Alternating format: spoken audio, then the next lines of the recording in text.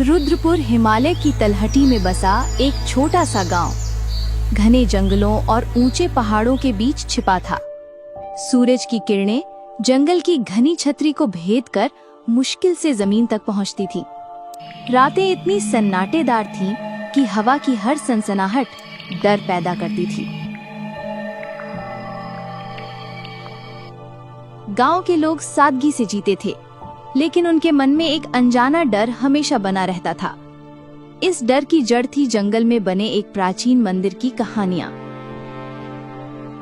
जहां एक रहस्यमय साधु और उसका हरा तोता रहता था। तोते की रक्त लाल आंखें और उसकी भविष्यवाणियां गांव वालों को बेचैन करती थी। लोग कहते थे कि वो साधारण पक्षी नहीं बल्कि कोई जादुई प्राणी था। रुद्रपुर का इतिहास भी कम रहस्यमय नहीं था। सैकड़ों साल पहले इस गांव की रक्षा एक योद्धा राजकुमारी रक्षा ने की थी। रक्षा, जिसे लोग जंगल की रानी कहते थे, ने अपने साहस और जादुई शक्तियों से भयंकर राक्षस को हराया था। किंवदंती थी कि रक्षा ने अपनी आखिरी सांस में एक श्राप दिया था। उसकी तलवार, जिसे सत्य दृष्टि कहा जाता था, मंदिर में रखी थी और कहा जाता था कि वो तलवार सत्य को उजागर करती थी। लेकिन रक्षा की कहानी अब सिर्फ एक मिथक थी, जिसे गांव के बूढ़े रात में बच्चों को सुनाते थे। गांव के पास राजा विक्रमादित्य का भव्य महल था। राजा अपनी बुद्धिमानी और न्यायप्रियता के लिए प्रसिद्ध थे, लेकिन उनकी रानी देवंती अपने रहस्यमय व्यवहार और चालाक मुस्कान के लिए जानी जाती थी। देवंती का अतीत एक रहस्य था। वो कभी रुद्रपुर की एक साधारण लड़की थी, जिसने अपनी चतुराई और सौंदर्य से राजा का दिल जीत लिया था। लेकिन गांव में फुसफुसाहट थी कि उसने अपने अतीत को छिपाने के लिए कई झूठ बोले थे। कुछ का मानना था कि वो उस साधु की शिष्या थी जिसने उसे जादुई मंत्र सिखाए थे। महल के मंत्री कालिदास एक चतुर और कुटिल व्यक्ति थे। उनकी निष्ठा पर हमेशा सवाल उठते थे। वो हमेशा सही समय पर सही बात कहकर राजा का भरोसा जीत लेते थे, लेकिन उनकी आंखों में एक चमक थी जो धोखे का संकेत देती थी। गांव में 3 दोस्त, केशव, विक्रम और लखन, अपनी मेहनत और ईमानदारी के लिए जाने जाते थे।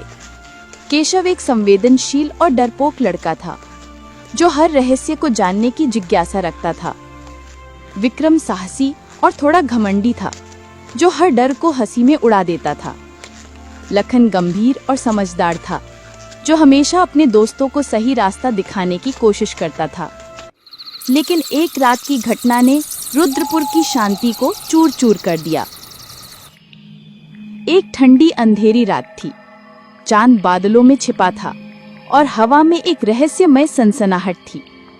केशव, विक्रम और लखन गांव के पुराने बरगद के पेड़ के नीचे बैठे थे। हवा में ठंडक थी और पेड़ की टहनियां हल्के हल्के हिल रही थीं, जैसे कोई फुसफुसा रहा हो। सुना है कि साधु का तोता भविष्य देख सकता है। अगर हम उससे मिलें तो शायद हमारी जिंदगी का रास्ता बदल जाए। अरे केशव, तू भी इन बूढ़ों की कहानियों पर यकीन करता है? साधु, तोता, राक्षस, ये सब बस कहानियां हैं। तू डरपोक है बस। नहीं विक्रम, मेरे दादाजी ने बताया था कि वो तोता कोई साधारण पक्षी नहीं है। उसकी आंखों में जादू है और वो सत्य बोलता है। लेकिन जंगल में जाने का मतलब है रक्षा के श्राप और राक्षस से मुलाकात। तभी जंगल की ओर से एक तीखी चीख गूंजी।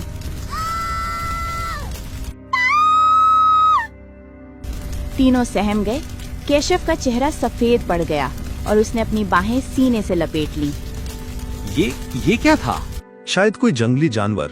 हमें डरने की जरूरत नहीं है। नहीं, ये कोई साधारण आवाज नहीं थी।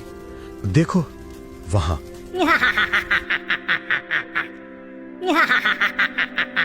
उनके सामने से एक काली छाया तेजी से गुजरी। वो इतनी तेज थी कि कोई उसका चेहरा नहीं देख पाया। केशव ने डर से विक्रम का हाथ पकड़ लिया। हमें यहाँ से जाना चाहिए। ये जगह ठीक नहीं है। लेकिन लखन ने सिर हिलाकर मना कर दिया। हम सुबह साधु से मिलने जाएंगे। अगर तोता सचमुच भविष्य बता सकता है तो हमें इसका सच जानना होगा। तीनों ने तय किया कि वे अगली सुबह जंगल में जाएंगे, लेकिन उनके दिलों में एक अजीब सा डर बैठ गया था। रात को सोते समय केशव ने एक सपना देखा। उसमें एक राक्षस उसका पीछा कर रहा था। उसका चेहरा डरावना था। तोते की आवाज गूंज रही थी, सच से डर मत, लेकिन धोखे से बच। केशव पसीने से भीगकर जाग गया। उसका दिल तेजी से धड़क रहा था। महल में राजा विक्रमादित्य, रानी देवंती और मंत्री कालिदास रात के भोजन पर बैठे थे। मेज पर सोने की थालियां चमक रही थीं, लेकिन माहौल में एक अजीब सा तनाव था। देवंती का चेहरा उदास था और वो बार बार खिड़की की ओर देख रही थी, जैसे कोई इंतजार कर रही हो। उसकी आंखों में एक रहस्यमयी चमक थी। देवंती, तुम आज कुछ परेशान सी हो, क्या बात है? कुछ नहीं मेरे स्वामी, बस जंगल की हवाएं आज कुछ बेचैन सी लग रही हैं। लेकिन देवंती का मन अशांत था। उसका अतीत उससे सता रहा था। वो रुद्रपुर की एक साधारण लड़की थी, जिसका परिवार गरीबी ने डूबा था। एक दिन जंगल में उसकी मुलाकात एक साधु से हुई थी, जिसने उसे जादुई मंत्र और आकर्षण की शक्ति सिखाई थी। साधु ने कहा था, ये मंत्र तुम्हें शक्ति देंगे, लेकिन तुम्हें अपना अतीत हमेशा छिपाना होगा। अगर सत्य दृष्टि तलवार ने तुम्हारा सच देख लिया तो तुम्हारा अंत निश्चित है। देवंती ने इन मंत्रों का उपयोग कर राजा को अपने वश में किया और रानी बन गई, लेकिन उसे डर था कि साधु का तोता उसका सच उजागर कर सकता है। महाराज, मुझे खबर मिली है कि गांव के कुछ लोग जंगल में साधु से मिलने की योजना बना रहे हैं। क्या ये ठीक है कि लोग उस जादूगर के पास जाएं?